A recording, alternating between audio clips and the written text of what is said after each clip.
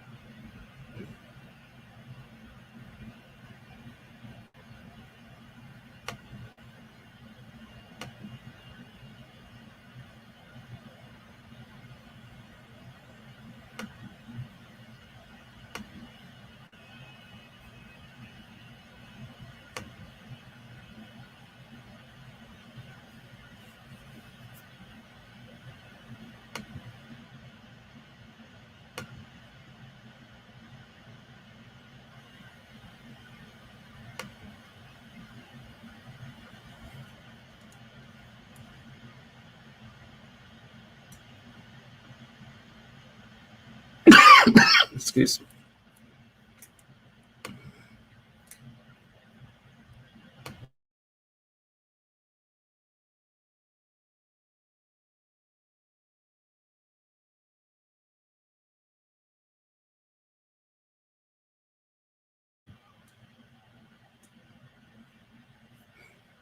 So we have about 10 people watching already. So maybe another few minutes we'll get started. Sounds good to me.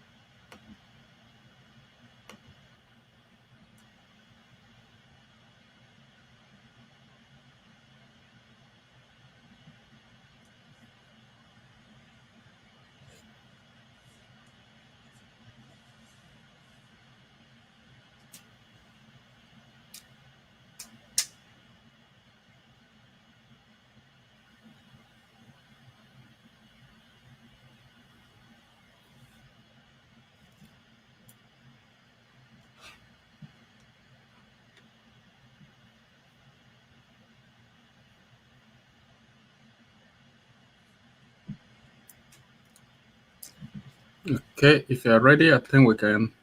Are you ready? I'm ready. Okay. Let me just introduce you guys and then we will get started. Awesome. Okay. Good evening, everyone, and welcome to our September meetup. So, with me today are two colleagues. First,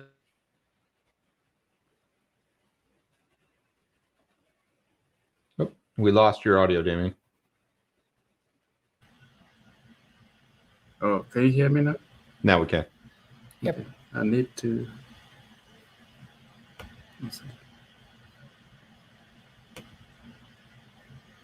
Okay.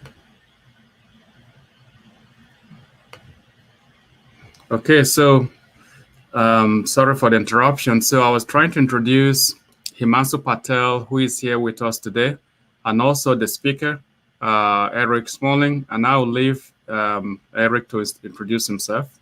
So I hope you have a good evening, and then I'll come back to you at the end of the presentation. So over to you, Eric. Thank you so much. Hi, good evening, everybody. My name is Eric Smalling. I'm a senior developer advocate at Sneak, which is a developer for security scanning tool company. Not here to talk about Sneak tonight. A little bit about myself before we get into the talk. Get the right windows in front of me here. So you probably have met a few of you if you've been on the DFW meetup scene. I used to run the Jenkins meetups here for a while.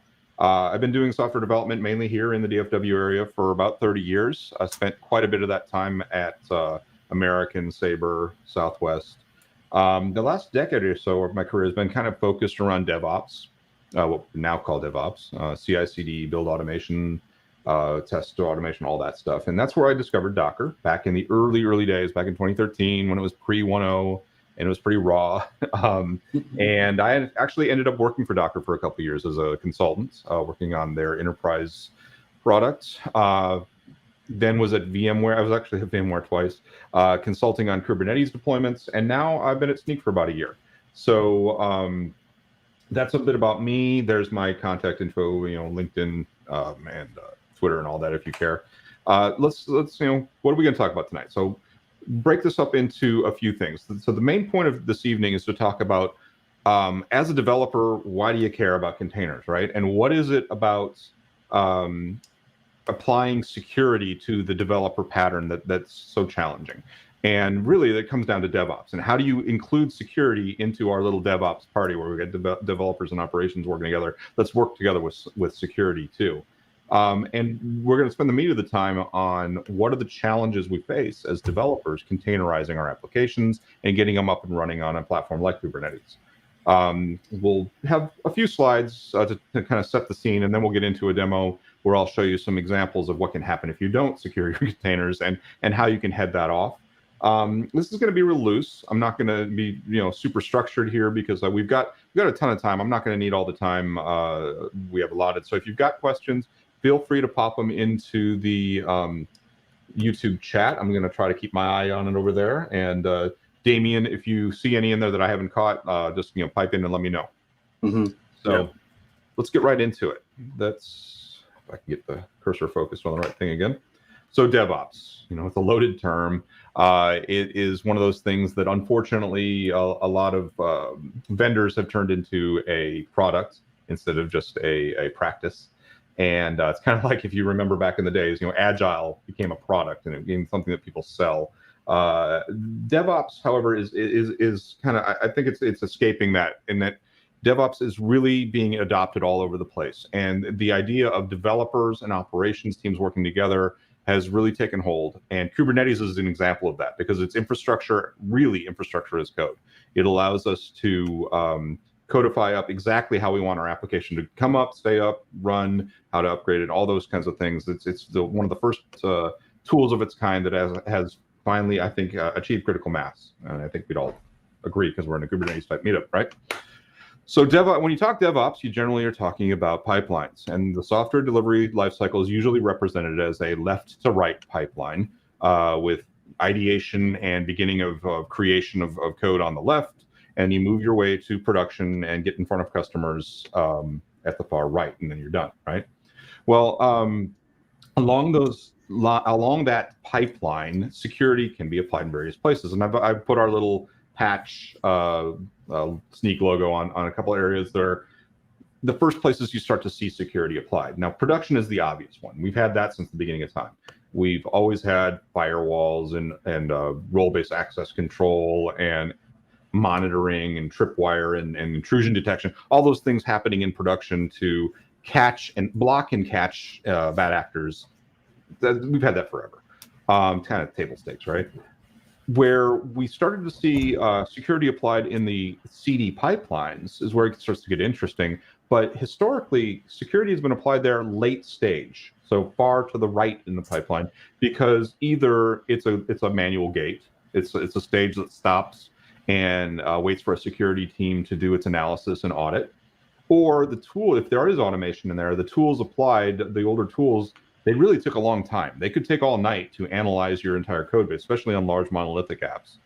And by the time you get the results back from either the team or the tool or whatever, it often was one of these situations like if they found something and they produced a report, it was a pull the cord, stop the line, and all the developers now have to figure out, okay, what did we do? What did we add?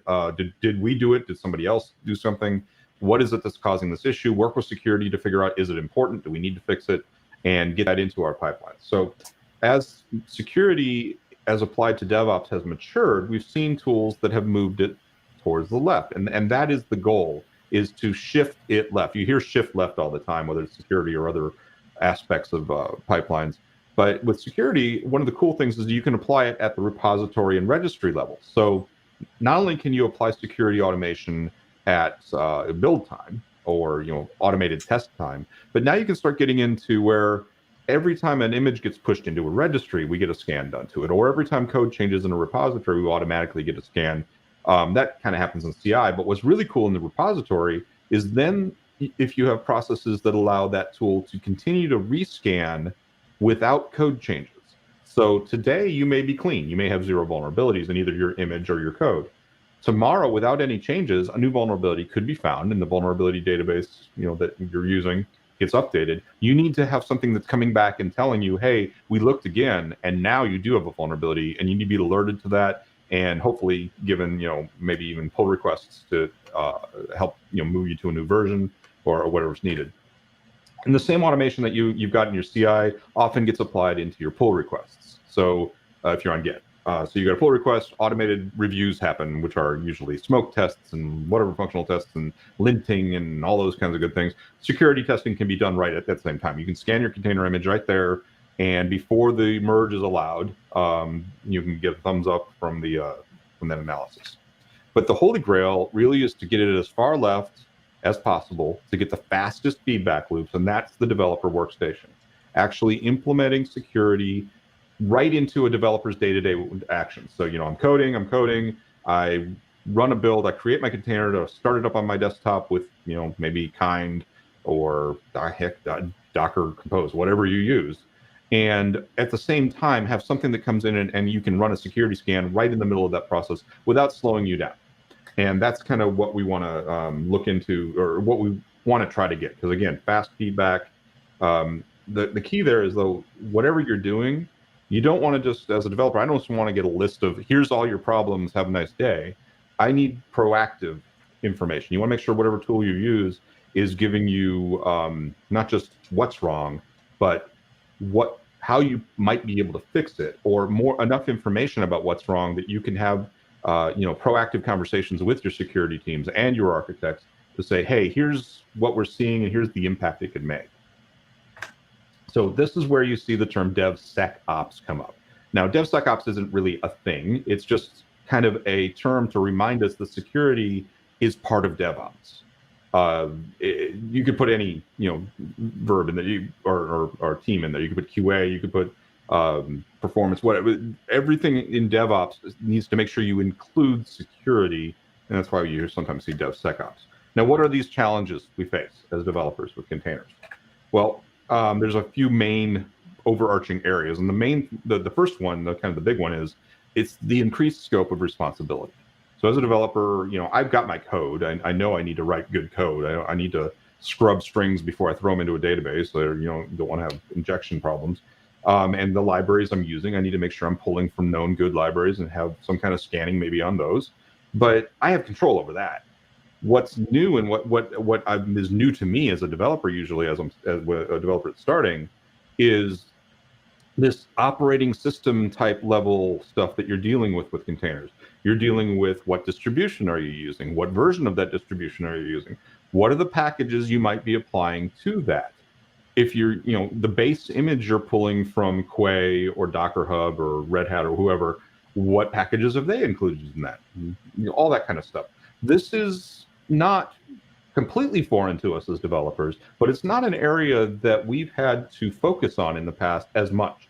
Before containers, generally a lot of this stuff was handled for us by your Linux sysadmins, your security teams, your middleware teams. If you're like a Tomcat shop, for instance, you often would have a web tier team that owned the Tomcat servers and kept them up to date and cleaned the litter boxes, if you will, for cat boxes, Tomcat boxes.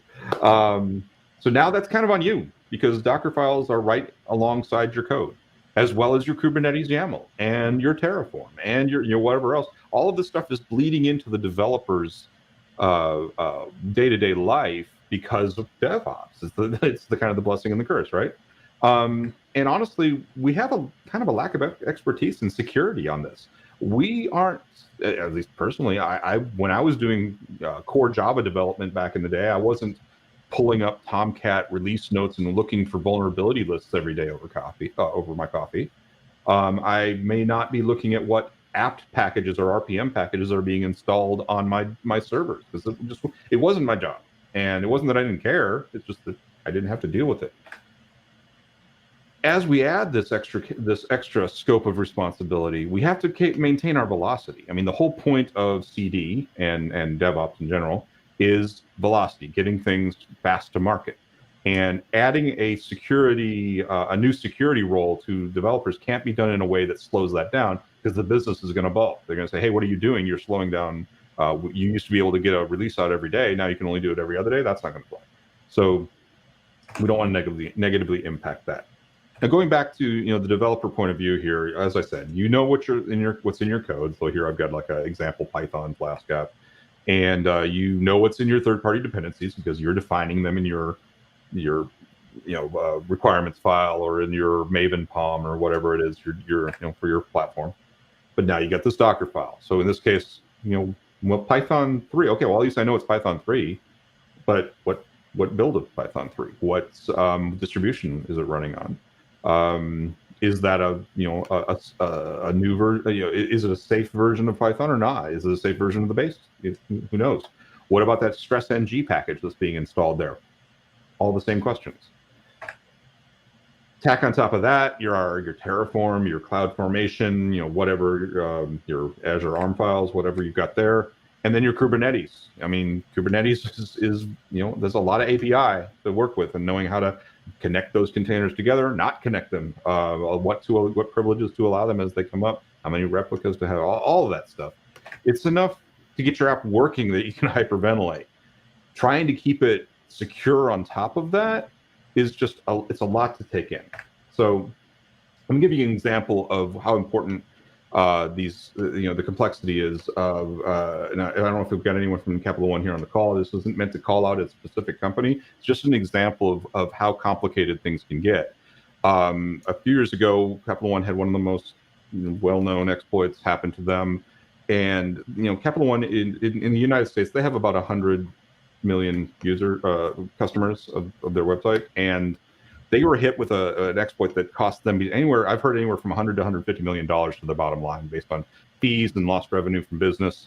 And what happened is a catastrophic failure of many things, but it was mostly configuration and an application vulnerability thrown in there. You had some web firewalls. I'm not going to go into the minutia of what really happened. There's tons of analysis on that. But what it came down to is that their systems, just like most of our systems that we work on, are extremely complicated distributed systems, and we don't control many of the aspects of that system because we're using cloud systems or we're using vendor-based systems, and we're connecting all of it together. And when you miss a configuration here and you have a vulnerability here, that hacker's going to find it, and you need to make sure that you're covering your bases to try to mitigate that. Enough slides, enough of my talking on hypotheticals. Let's look at some examples. So to set the scene, let me get the right window open here. Let's imagine that we're at a company and we have a legacy Java enterprise app, And a couple years ago, we containerized it. We lifted it and shifted it into a container. Where we're running it doesn't matter. I'm just running on my desktop, so for this demo. But the Docker file you're looking at here is the build for it. So it's multi-stage build, building it with Maven, and then we're running it on top of Tomcat. And that's an old version of Tomcat, but that's what we had when we containerized it. And this is a legacy app. If it ain't broke, don't fix it kind of an attitude. It's working. It's doing what it needs to do. Don't mess with it at all. So all we're doing to it really is just setting up some configs and pulling in the WAR file we built. Nothing fancy.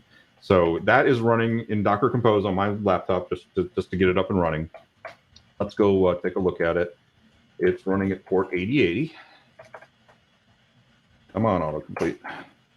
And when I hit the home on that, I can see, well, there's the Apache Tomcat example servlet, confirming that I'm at 8.5.21 version, and I can pull up the app. I'm not hosting the static content, so it's kind of ugly right now, but this isn't important. Actually, our application is irrelevant to me right now. What's relevant is the version I'm on. Now I'm going to switch hats, and let's pretend I'm the black hat. I'm the bad actor. And I'm looking for known exploits in web servers out there. And I have, I find your website out there somewhere. And I also happen to realize, based on some fingerprints, that it's running Tomcat. So I come over here and I look at the Tomcat vulnerability fix list. And I'm just going to scroll down here. I think, actually, I'll click the link. But while perusing this, I noticed there's some remote code execution vulnerabilities that have been present in Tomcat. This one was fixed in 8.5.23, which means everything before that is potentially vulnerable. That's interesting. There's a CVE I could click on. I've got it already open right here. This is the Sneak vulnerability database. It's the same as any CVE database. We add some extra info to it, but that's not really important. I could drill into this. I could look and see, well, how is this vulnerability exposed? What is it? What do you have to do to exploit it? But I also, noticed, hey, there's a lot of links here, and there's a couple of exploit DVs, and one of them, the analysts that were working on this created a nice little Python script that will give me a proof of concept. It'll do two things. It has a function to say, is that server vulnerable, and do a proof of concept exploit on it. So I'll just copy this down to my workstation, and I've wrapped it in a container and put an alias in front of it, so I can run check, which is going to hit the front end of that Tomcat server. Doesn't matter where it is. This would work over the internet, even if it wasn't just my local. And sure enough, it has determined, hey, that is vulnerable to this exploit. And to prove it, it's put a little POC file, little JSP, out on the server. So if we pop back over here, and I'm going to add poc.jsp, and you can see I've got a JSP in here with a bunch of A's. Now I guarantee that wasn't there before I ran that check script. Now A's a big deal. It's a JSP. It's bad, but this isn't this isn't killing us, right? We should fix it, but oh well. But well, that same script, without me knowing anything about Tomcat, really, allows me then to have another proof of concept, where I can come in here now and run pwn.jsp, and it's injected a little form. And with this form, I can run any Linux command I want on the server it's running on. So I just ran who am I, and I am root, which is an extra bonus. I can pull my environment variable list. Let's see what's in here. Now, if I was running on Kubernetes, this would have even more information. It would tell me my Kubernetes API server and all sorts of stuff. But I could probably figure out from looking at this that I'm in a container. It's very likely nowadays that anything you hit is going to be in a container. And I really would know that if I did something like psax. Oops, ps doesn't. That's not going to work. I shouldn't ad lib in my demos. But let's try this. This hack doesn't print out. It only prints standard out. So if something's going to use another output, it's not going to work. But anyway, I could go look like cat etsy password. And yeah, there's not a lot here. This was probably a container. But so I know I'm in a container, but I'm root in this container. What else could I do? Well, let's see. Can I create a file? So let's try touch etsy foo. And then we'll do lsltr etsy. There's my foo file I just created. So I now know that not only do I have a read-write file system, but I also am root and I have the ability to read and write from the etc folder inside the container. It's like, oh, well, you're still in a container, right? Well, at this point, honestly, most hackers are going to just put their crypto mining thing in there, and hopefully you've set your limits up to keep them from eating all of your CPU. But that's bad enough. But I have a beachhead now, and I can start expanding my exploit. Let's see if curl is on this box. https google.com, just to see if it's there. It is, and I'm able to hit Google. That means that firewalls aren't blocking egress out of this container. So you can see as this grows and grows, I could now use curl probably to go to my own S3 bucket or something and pull down a script that will then start trying other things, or setting up a beachhead in the cluster to try to break into things. Now, hopefully, your intrusion detection alarms at your company are going crazy. They're noticing bad things are happening, unexpected traffic, and you're going to catch this, hopefully. But we don't want to be hopeful. We want to be proactive. So going back to the developer point of view, how could I, as a developer, have headed this off? So I'm going to come over here. I'm going to kill that container, and I'm actually going to clean up after it so there's nothing cached. Oops. Those are RM there. And let me check the chat, make sure there's no questions in there.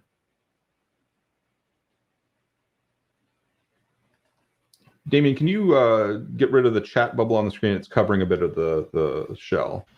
Yeah, I've been trying to do that, but do you know how to do that? Do I have to right click or something? It's been a while since I've run a StreamYard. Tell you what I'll do to help out is I'm going to go out of full screen on my terminal, and I'll try to see if I can make it be above that bubble for now until you figure that out, and I'll grow the font a bit. Yeah. Himansu, see if we can. Yeah, I'm also trying to look into that, Damien. I'll let you guys worry about that then. So here I am on my local machine, and I'm just running Docker desktop. This would work in the same in Docker CE or whatever container runtime you want to use. I'm going to run Docker image ls to see what's. So I'm using Compose, so we created an image named that. Now, if you are using Docker, they package in a scanner, an image vulnerability scanner. I'm going to use it right now just because it's easy, and it's if you have Docker, you'll have it. I'm going to scan that image, and I'm going to feed it file equals Docker file to give it some extra metadata about how we built this image. As I fire that off, let me talk about what it's doing. Now, again, I'm going to use Sneak tools because that's what I know. I'm not saying, I'm not trying to sell those, but what it's running is Sneak container test. So Sneak, we have a free tool you can download. You can sign up for a free account, and it will run container tests. It's just doing that inside a container on my Mac at this point. Same thing's true of Docker CE on the Linux side. But what any of these kind of container scanning tools will do is they're going to pull they're going to pull apart the image, they're going to rip through it, and in whatever way the tool works, it will figure out what packages are installed in that container. It'll look for fingerprints of other things. It will look at them. In this case, I fed it the Docker file, so it knows what base image I'm coming from, and it's going to give a report of some kind. If you were to scroll up, you'd see vulnerability after vulnerability in this report. But the important piece to me is at the bottom, the tool is telling me, hey, we know you're on this base image. By the way, because it's hella old, there are a ton of vulnerabilities in here and a lot of criticals and highs. So that should be a red flag as a developer right away. Now, if this was a real, not a contrived example, and I was actually pulling up our active application, I would hope we're not on that old of a version. But even if we're just a few versions back, what you can see is that it'll say, hey, if you were to do a minor upgrade to just be at the latest version of Tomcat, that would drop you down to, by a factor of vulnerabilities, and it only have 2 critical and 1 high. That's a huge jump in security. It's also, now every day I run this, it's different because the vulnerability database is getting updated constantly. It's saying you could also go to a major upgrade, go to Tomcat 9, but it's no better, so that's not really tempting. There are alternatives it's offering, saying, hey, you could get down to 0 vulnerabilities if you went to the Corretto builds of Tomcat. That's interesting. So at this point, I have information, And as a developer, I can look at that and say, okay, let's go to my lead, or let's go to my architect. Let's go to my security team, whoever, my web team, my Tomcat team, my web tier team. And we can talk about this. Well, let's just imagine that conversation happens. And as the lead, I'm like, or the architect, I'm like, well, we can't go to Tomcat 9 or 10 because we know our application won't run under those newer versions. That's why we're still on 8. So let's go ahead and stick with 8.5 family of builds. So, and we're not ready to do, even if there was an 8.5 Corretto, we're not ready to jump into the a whole different JDK. It's like, okay, now I don't like 8.5 because I like to know in my Docker file what build I'm doing, because that's a moving target. That's the tags are mutable, unfortunately, and that's going to keep moving as new versions come in.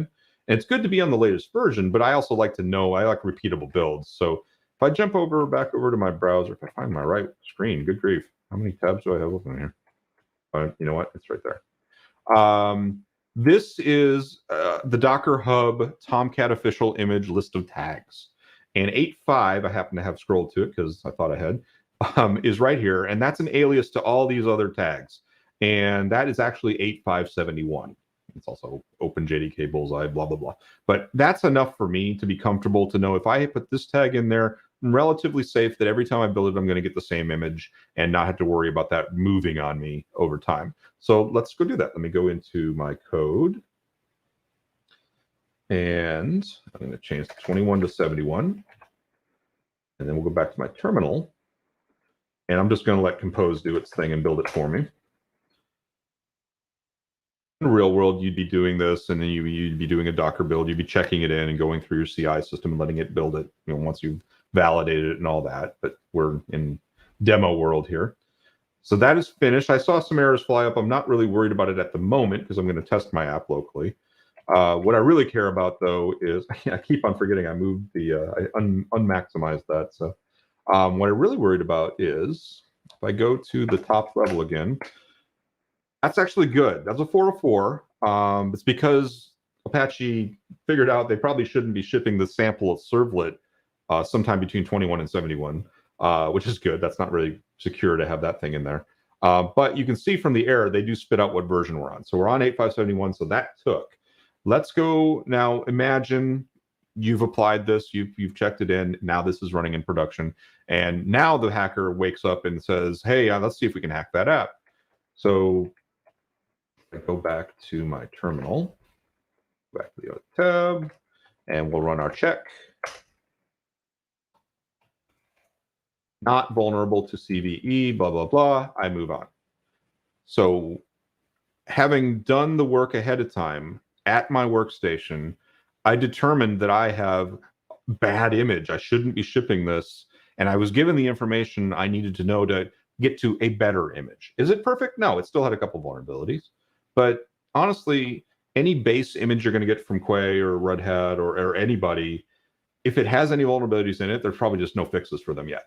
And you could spend forever trying to fix those. But you want to be on at least the safest build you can find, right? So that's peachy keen. But this really emphasizes something. Ever since continuous delivery, the book was written, we're always, we're drilled into our heads that a pipeline is finite. It begins at the idea, the feature, the user story, whatever, and it ends when it's in front of the customer successfully. It's not really true when you start thinking about security, because today you're out in production and you're done, and tomorrow a vulnerability is found, and so you're never really done. So it's more. I really like this diagram that is used around the DevSecOps community a bit, of the infinite loop. You're always wanting that feedback loop to continue happening. So even after you're done, and you've accepted your story, you've gone and you're drinking your beers, you got to be ready for tomorrow and have that feedback loop to tell you, hey, we found something in an image that's running in your production servers. You should open a new ticket and get this thing fixed, right? So how do you handle things that do slip through? Or zero-day vulnerabilities that a scanner would not have told you about because they're just not known to the public? Well, that's where defense in depth comes in, and having practices that you follow both for your images as well as your runtime and your orchestrators that make life harder for the hackers. So if we look at images first, some of the things you want to make sure of is that you and your development teams are acutely aware of how images work, right? They're basically just a set of layers that are effectively piled on top of each other. And when the container runtime engine starts, the filters, if you will, aggregate those layers together, and it's presented with a virtual file system that equals that, right? And you always will hear as you start in containers about minimizing footprint.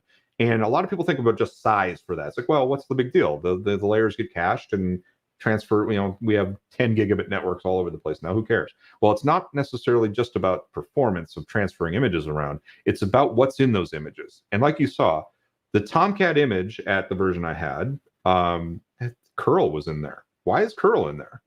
And if my application needs curl, I should add curl.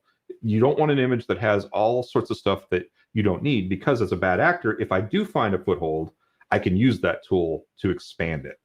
So you want to minimize that footprint. But while you're doing that, you need to also understand how layers work and the housekeeping involved there. So let's say curl is in there, and I do a Docker file run remove the curl tool, or app get remove whatever.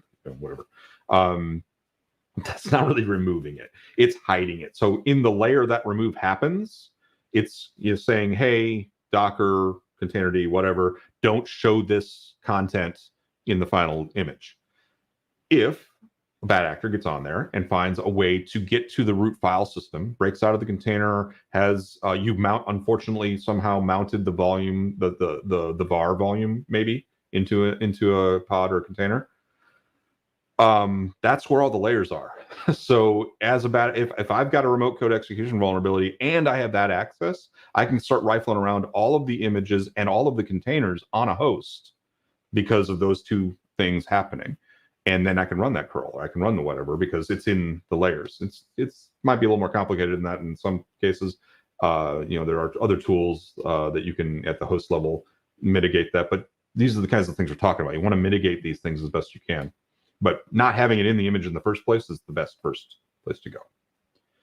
I mentioned multi-stage builds. Those are your friends, so they can help you minimize that footprint. That final stage, you can tune and tweak to make it be just what you need for your app to run. There's a lot of different techniques you can do there. You can use the distroless images for that last one, which are Google open source folks do these. They're hyper minimal images that have no shell or package manager in them, just enough to run Java or Python or whatever. There's some challenges with those, because if you do need something special, now you don't have a package manager to add it. So you got some sysadmin chops you got to have to form those images up. But that's an option. Alpine is an option. Make sure that your stuff will run on Alpine if you do that. Lots of stuff we could go into there, but build repeatability is important. And whatever you do, whatever multi-stage or whatever build tool you choose to use, make sure you can recreate a build from the source without worrying about different base images come in. So tag those, use the explicit tags. You can get really pedantic and use the SHA hash of an image, and guaranteed that thing didn't change. That becomes challenging in other ways, but take a look at it. There are people who have blogged about that. I've not seen that actually used in many places. Some of the very, very security hypersensitive people are doing it, but I've not seen it used across the board a lot. Labels are interesting. So a lot of people don't forget about, there's a Dockerfile label command that allows you to apply metadata to the image. It's not used at runtime really for anything. It's just there baked into the image. So you can put a key value pair in there, and there are standardized ones that the OCI container spec has in them. They call them annotations instead of labels. But you can have things like, what CI build created this? What's the Git hash of it? Where's the Docker file live for this? What repo? These are only visible to the container runtime engine and people who have access to that. Some tools will use those to validate things. For instance, our tools, our scanning tools will use that. If you put the OCI spec of where your Docker file is, what Git repo it's in, we can cross-reference the scanning in our tools to say, oh, that image I got from Docker Hub or Quay or whatever says that its Docker file is over there, and we're already scanning that Git repo, so we can link that up. Many tools will do things like that. And alternative build tools are cool. I just did a blog on Jib, which is the 100% Java-based tool for building container images. You don't have to have any container runtime at all, and it'll build an image. So they did it all in Java. I think they based it on Bazel. I'm not sure of that, but you can just have it right in your Maven or Gradle configurations, and you can say, "Hey, Maven package," and you'll get a tar file that is an OCI compliant container. Or you can say, "Hey, build this and send it over to that registry over there," and sends it over to your corporate registry. It's pretty cool. Cloud Native Build Packs is another one of those. There's the Red Hat tools for building images. There's also BuildKit, which is another project that came out of Docker. There's ways of using BuildKit where you don't need a Docker file too, if that's your thing. Finally, secure supply chains. So this is a talk into itself. I'm not going to get into the minutia of what a secure supply chain is, but at its heart, it's the way you want to make sure you know where your images come from, and you want to have kind of a chain of oh gosh, my mind's gone. You want to know where everything came from. Sorry, the term will hit me right as we're done with this. But the image came from vendor, or image came from internet registry, came into our company, and we validated that it's safe and good to use and is what we want our developers using. So we put it in our registry, and then our builds went on top of that. And every step along the chain, we know where it came from. So when we look at a build in production, we know that came from a known good source, not somebody's random image that they grabbed off of Stack Overflow link. And also, only automation should be used to push into your registries. Eric should not be pushing an image into my corporate Artifactory server that ends up going to production. That should never happen, because you have no audit trail. You don't know what I did to that. Chain of trust, that's the term I was thinking of. You want a chain of trust to know how things got through. Runtime. At runtime, lots of things you can do here that would foil a lot of the things that hackers try to do. Don't run as root. You probably don't need it. Most business applications don't need to be root inside their container. UID 0, even though you're in a container and you're constrained, it's still elevated over other users. And as you saw, because I was root in that container, I could do apt-gets, I could do pings, I could do all sorts of things that I wouldn't be able to do if I wasn't root. I could run Nmap if I had it available to me and start looking around your network.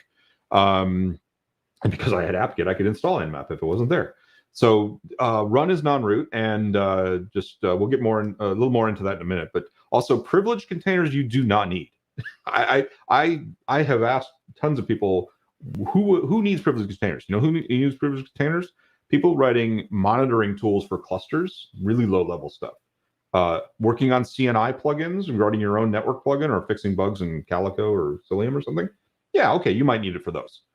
Otherwise, a business application, I can't think of any one reason why you would need privilege. Privilege gives you access to the root, the devices on the root. It's on the host. Sorry, it is God on the machine. You just don't do it, and make sure you're also not letting people have privilege escalation. If somebody was able to get a container image into your cluster that has the ability to elevate into root, to a sudo or to SUID on something, if they can do that, they'll do it. Even if you set privilege to false, privilege escalation is not defaulted to false, or you don't get false automatically by saying no privilege. Let me put it that way. So be explicit about those settings. Linux capabilities, these were introduced into the kernel back in the late 90s, I think. And they are, I should know that, I just did a video on these. They are the thing in Linux that limits your ability to make system calls from your process. By default, your container runtimes, your Dockers, your Containerd, they have a pared down set of these capabilities that covers what most applications would ever need. Most business applications don't need hardly any of them. For instance, unless your business application is doing something with the network stack, like setting up a vEth or doing something really low level on the networking, it doesn't need the capnet add. I think catnet. I can't remember the exact name of it, but you should, in my opinion, you should strive to drop all capabilities and only add back the ones you need. And you'd be surprised how many applications can run with deny all on capabilities. There's many blogs out there on looking at figuring out what your application needs in this area. So the read-only root file system, we were talking about the layers, and that when you saw me be able to create a file, right? Well, the default action for a container runtime is to create a read-write file layer at the top, and that's where all mutation happens. It does copy on write when you modify a file or something. If you tell it no, make it read-only, it just doesn't create that layer. And effectively, the process running in the container has a read-only file system under it. Now, your application has to work in a read-only file system. If it's dropping files all over the place, it's gonna break. So you need to either mount some volumes for that, maybe even an empty dir, like a temp dir, or something for that. But strive to use a read-only root file system. If read-only root file system were set in that Tomcat, I wouldn't have been able to do any of what I did. I could pull environment variables, I could cat files maybe, but I wouldn't be able to modify anything. And that would have been great. Make sure you pay attention to your volume mounts too. You don't want to give them overly permissive access to your process. And deploy from no source. We talked about this. Don't pull from registries that you don't know and control, or your company doesn't control. And finally, get into the big one, the Kubernetes. We could scroll this list for a while, and that's why there's KubeCon. Go to KubeCon, and you'll learn all sorts of stuff about this stuff. But the heavy hitters that came to mind when I made this slide are secrets. So yes, they're good to use, but there's a couple of caveats with secrets. And one of them is, if you're the cluster admin, or if you're talking to your cluster operators, make sure they're encrypting them at rest, especially if you're not on a managed cluster, if you're on like a DIY cluster. Because by default they're not. If you just do kubeadmin start up a cluster, and you probably already know this, but they're base 64 encoded basically free text in the etcd. So if a bad actor gets in and he gets access to etcd, game over. He's got all your secret payloads. And use RBAC with them. The whole point of secrets is to use RBAC. It's a config map that's different, right? It's the point is you can apply RBAC that's different from your other config maps. So use it, and in fact, just be using RBAC in period. Everybody should be using RBAC. Security contexts, there's a lot of good stuff in security context that you can set. Know what the defaults are. I'm a fan of setting things explicitly and so I can look at a manifest and see, privileged false. Yes, that's the default. Also, I can see privileged false. I can make sure that it's there. And as somebody working on a manifest who's new to Kubernetes, if I see privileged false there, it makes me a little more leery to add privileged true to try to hack my way around something. Because I was like, oh, well, somebody thought enough to make it be false. So look at your security contexts, learn about them. They can be your best friend. Network policies, they're really not that complicated. You should. A lot of people get all hung up about network. It's not. Network policy simply says how can or can't pods talk to each other. Now they are namespace scoped unless you use like a CNI specific network policy, like Calicos or Ciliums, but where you can apply cluster-wide stuff. But what I really like to do with network policy is use the zero trust pattern. And Tigera has a million talks on this if you want to dig into it. But basically, it just says, don't let pods talk to each other at all, except for what I explicitly allow. Now, if you do that, make sure you open up DNS, because if you don't do that, your pods can't look up services, and game over there. But use network policies. And finally, if you're a cluster operator or you're working with a cluster operator, enforce all of the things we're talking about here with some kind of policy engine. Now, historically, you could use pod security policies. That's being deprecated. You could look at the replacement, the name of which is escaping me at the moment. It's in beta, I think, now. They're replacing PSPs with a new structure. But a lot of people are using OPA for this with the Gatekeeper Kubernetes implementation, or Kyverno. That's another one I hear a lot of.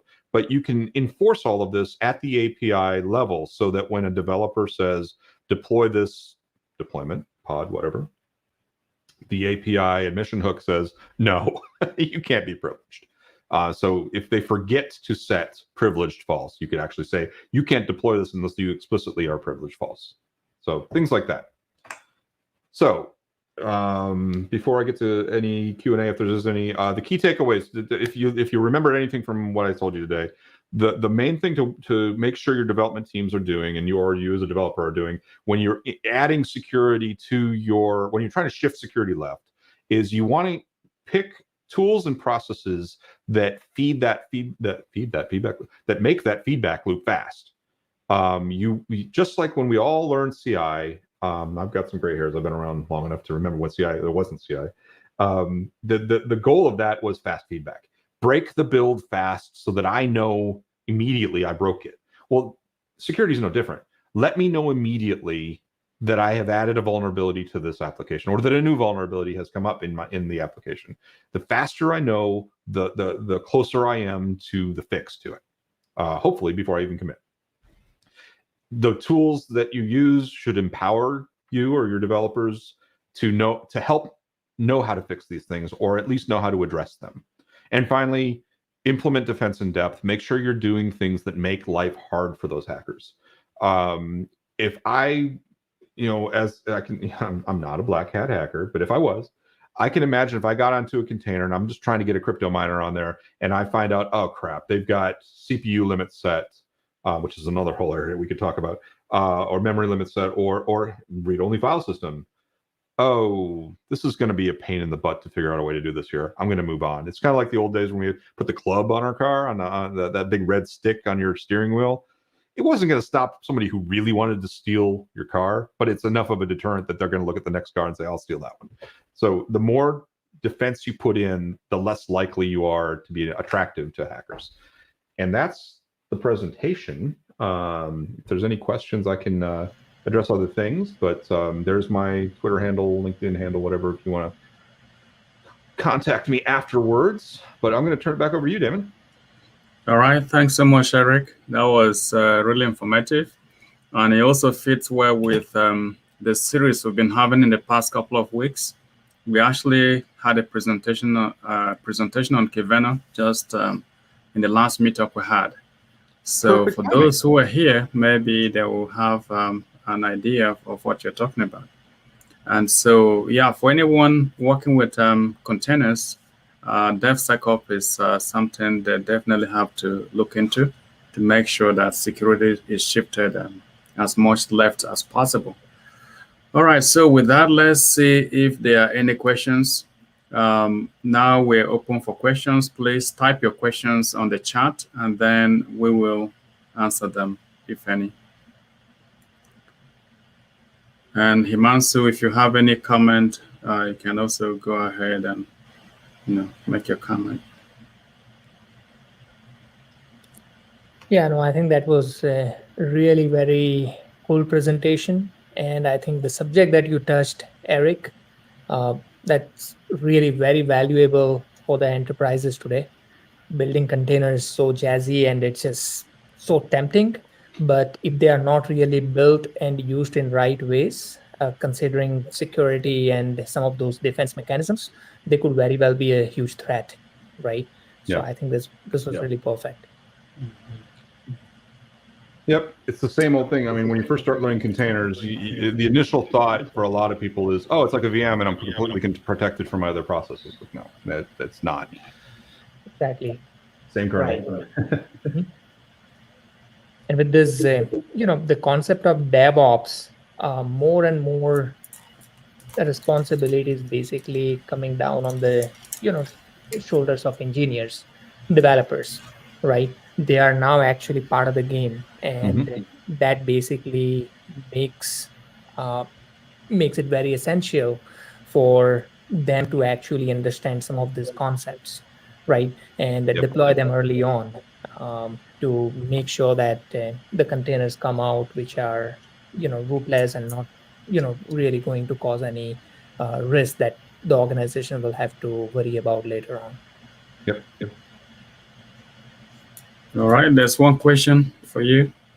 Do you recommend security policies?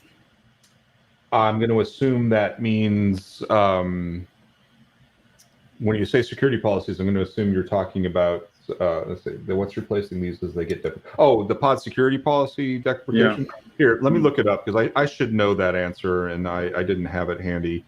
That is, if you go to ESP replacements. I actually understood that people were going to be using more of Kiveno and OPA.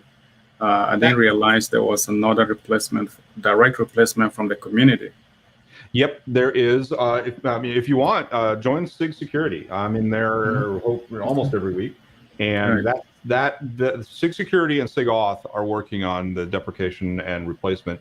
They put out a blog. Tabitha is the chair for SIG Security, one of the co-chairs, and they put out this blog. Let me get out of full screen mode here, and so I can get the URL for you. That talks about what to do. The CAP is already in play, and they're already working on. Like I said, the implementation of this is already being done.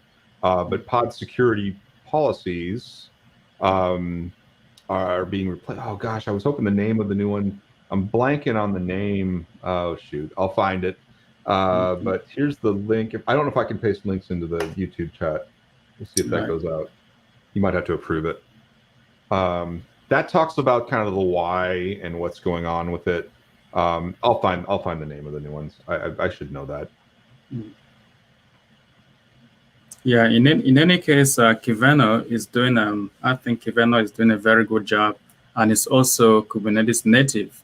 Yes. The only reason why people don't use Gatekeeper a lot is because it's not something designed specifically for Kubernetes. Right. So, and you also have to learn the programming language. It has its own programming language, which makes it more difficult. But Kiveno was designed to be Kubernetes native, and it has good, good features and capabilities. So, even if they were PSP, I would still prefer to use Kiveno. Yeah, I've heard that a lot. Kyverno has got a lot of fans right now. Rego can be complicated. It's a whole nother language, right? So the people I find that really like OPA using Gatekeeper for Kubernetes are those who actually want to use it for more than just Kubernetes. They want to have a centralized use of the open policy agent for other needs, and their applications might use it directly or something. In that case, I would lean that way. But I've not actually played with Kyverno. I've only seen demos of it and whatnot. But it does look nice. Okay. Also, when you were talking about not allowing certain images to enter your registries and stuff like that, if you're using Kubernetes, then things like admission controllers, those can also help you to use those rules to prevent certain things from happening. For example, if you don't want your images being deployed from certain repositories, you can hide them in the admission controllers. Yep, that's absolutely true. And again, defense in depth, right? You can do that on your Kubernetes clusters, but then if you're at a on-premises deployment, don't let people get out to Docker Hub. I mean, that's like the kind of like, oh yeah, we can just put a firewall on that. Don't let people go straight to Docker Hub. Have a proxy. The Docker folks, I mean, we're partners with Docker. I deal with them all the time, and they would say that, have a proxy, a caching proxy in front of Docker Hub. Not only does that give you extra security, but it allows you also then not have to worry about the rate limiting. So you can have an artifact or something. I'm not promoting any one product, but that stands there in front of Docker Hub, and that way you're not hammering Docker Hub when 1,000 developers are all trying to get the latest version of Alpine. Cool. There's another question from Arlene. He's saying, any recommendation on authentication when transitioning out from dev to production? That's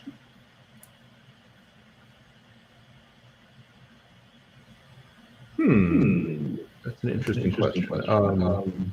Tool that would certify that the developer has seen the app and dev process. Okay. We're getting a little bit of echo here. I'm not sure. I don't think it's me. Let me wrap my mind around that for a sec. So there are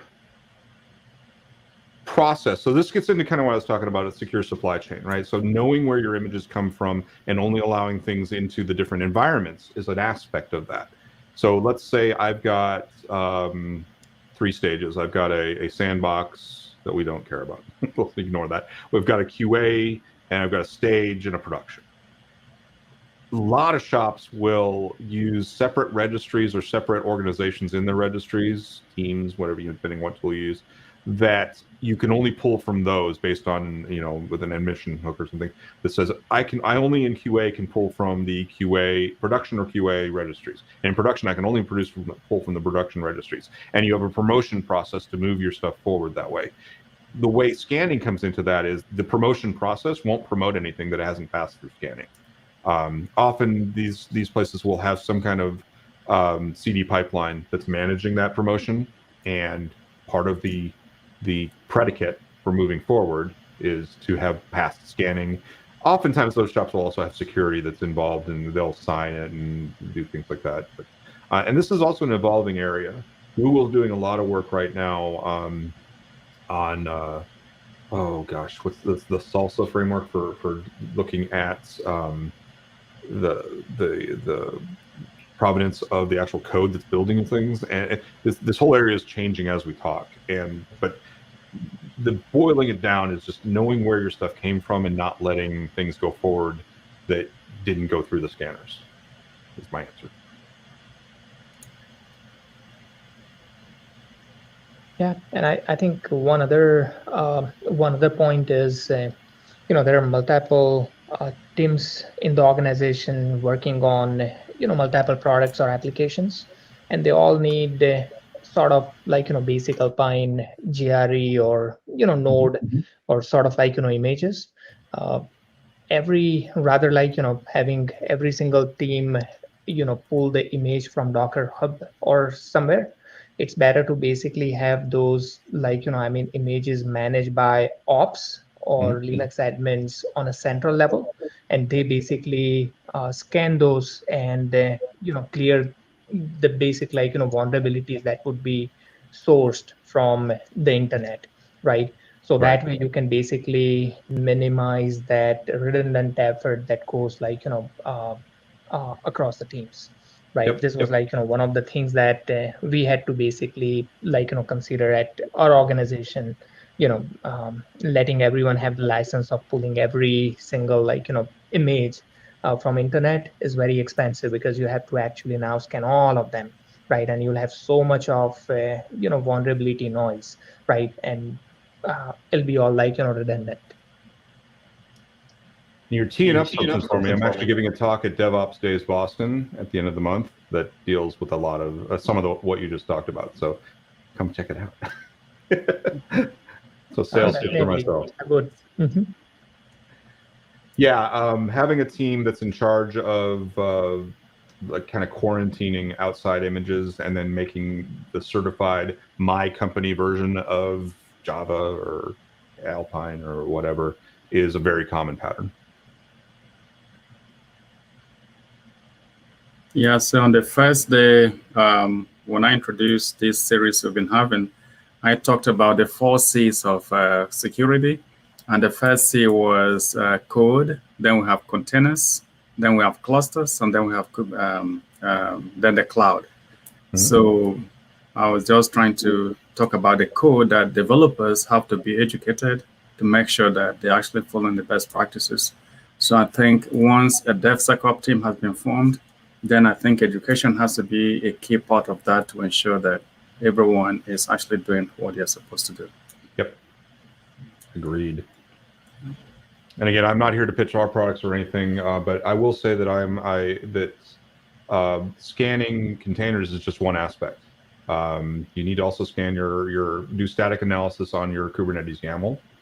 There are tools for that. You want to do that for your Terraform, CloudFormation. And then on the other side of it, you've got your code itself. You want to make sure that you're utilizing technology to help you write safe code and analyze your transitive dependencies and everything else. Yep. And there are companies that do all of that, but I'm not going to name them. All right. I don't think there's any other question. So today there's just one presentation. So if there's no more questions, it looks like we're going to end the meetup here. And as always, we're always looking for speakers. If you have something to share with your colleagues, please do let us know. and we'll schedule you to talk. Thanks for having me. Mm-hmm. Thank All you. right, Eric, thanks for the presentation. In the absence of any more questions, so we're going to end the presentation here, and I'll see you guys next month. All right, thanks, Eric. Thanks, everybody. Thanks, Daniel. All right. Hi, thanks, Himanshu. Bye. All right, bye.